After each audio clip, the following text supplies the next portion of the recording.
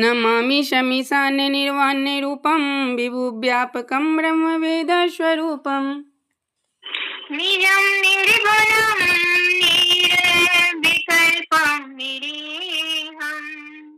चिदाकाशमाकाशवासं भजेऽहम् निराकारमोङ्कारमूलं तुरीयं गिराज्ञान्यगोतीतमीशं गिरीशम्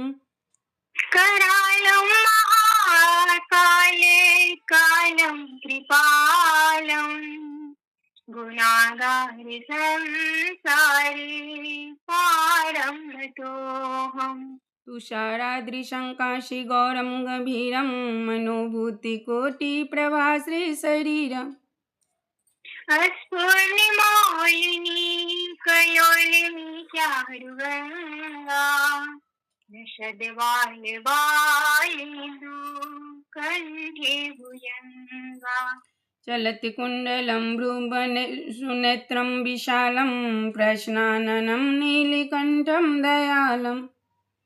मृगाधीशचर्ममाबरमुदमालम् प्रियं शङ्करं सर्वनाथं भजामि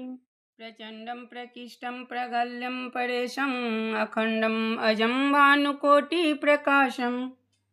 प्रियः शूलनिर्मूलं शूलपाणिं भजेऽहं भवानी पतिभावगम्यम्